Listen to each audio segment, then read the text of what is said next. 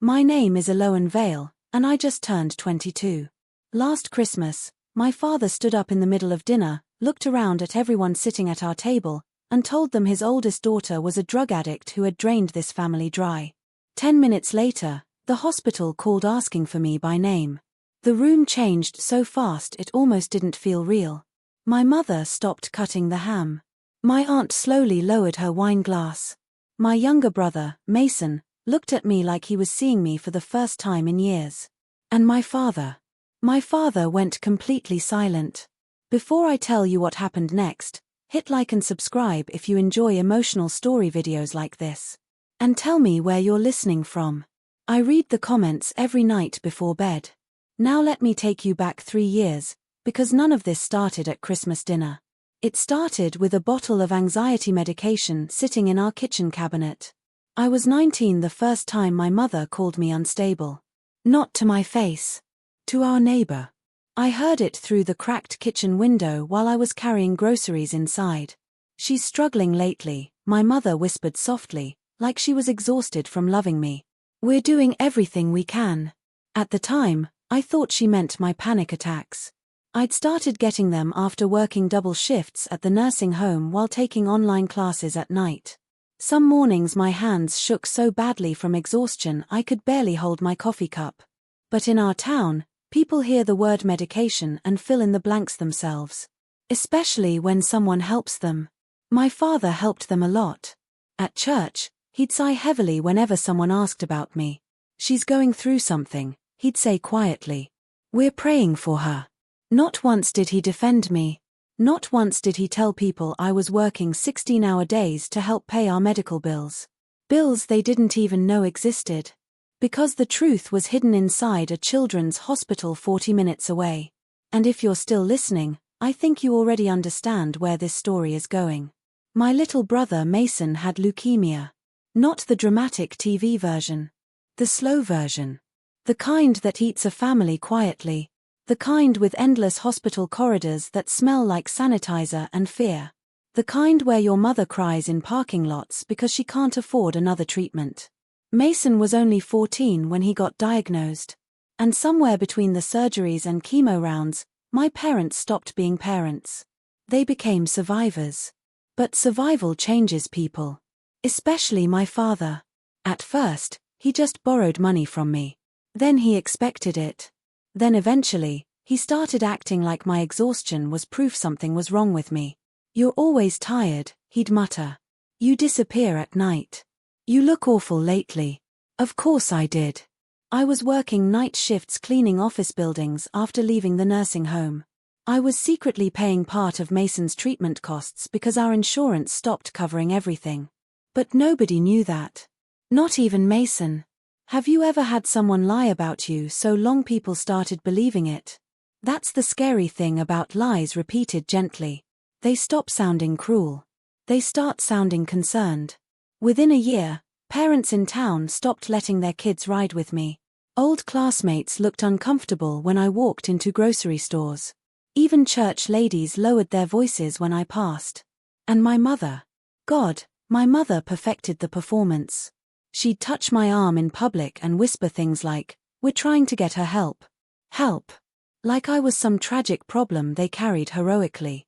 The worst part of me stayed quiet because Mason was still sick. I kept thinking, just survive until he gets better. Just survive this year. Just survive Christmas. But last Christmas finally broke something in me. The house smelled like cinnamon candles and burnt sugar. Snow pressed softly against the windows. Relatives crowded the dining room laughing too loudly the way families do when they're avoiding tension. I remember the glow from the tree reflecting off the silverware. I remember thinking maybe we'd get through one dinner peacefully. Then my father stood up. He tapped his fork against his glass. "I just want to thank everyone for supporting this family through such a difficult few years," he said. The room quieted instantly. And then he looked directly at me. "Addiction destroys families," he continued. "And sometimes the people you love refuse to save themselves." I felt my stomach drop. My aunt stared at me in horror. Someone actually whispered, "Oh my God." My mother reached for my hand dramatically. I pulled away. Dad kept going. We've tried everything. Rehab discussions. Counseling. Support. But at some point, you have to protect the rest of the family. Protect them from me. I couldn't breathe. Mason looked confused. Truly confused. Because he didn't know. He didn't know where the money for his treatments came from. He didn't know why I disappeared every night. He didn't know I'd been tested months earlier and discovered I was a perfect bone marrow match. I never told him because I didn't want him carrying guilt on top of fear. Then my phone rang. The sound cut through the room like breaking glass. Then voicemail notifications started appearing instantly, one after another. I stepped away from the table and answered. Miss Vale, a woman said quickly. This is St. Catherine's Hospital. We need you here immediately. Your brother's transplant complications are worsening and Dr. Brenner says you're the only compatible donor available tonight. Silence.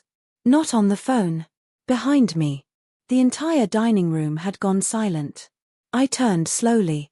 Every single person had heard. My father looked like someone had punched him in the chest. Mason stood up first. What transplant? He whispered. And suddenly the entire lie collapsed at once. The room exploded into questions. What donor? Eloan's paying for treatments. She's been working nights. My mother started crying instantly, but not the way she cried in parking lots. This was panic.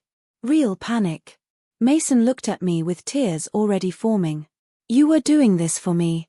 I didn't answer right away because honestly, I was too tired. Too tired to explain years of humiliation in one moment. Too tired to defend myself again. I just grabbed my coat. Then my father finally spoke. Eloan. It was the first time in years he'd said my name gently. But it was too late. At the hospital, the fluorescent lights buzzed softly overhead while nurses rushed me through paperwork. Mason kept apologizing over and over like somehow this was his fault. It wasn't. None of it was his fault. The transplant worked. There were complications after, but Mason stabilized 2 days later. And during those 2 days, the truth spread through town faster than the rumors ever had. Funny how people love gossip until they realize they were cruel to the wrong person. Church members suddenly wanted to pray with me instead of for me. Neighbors avoided eye contact. One woman actually cried apologizing in the pharmacy aisle. But my parents. They lost something bigger than reputation. They lost control of the story. A week later, my father came to my apartment alone.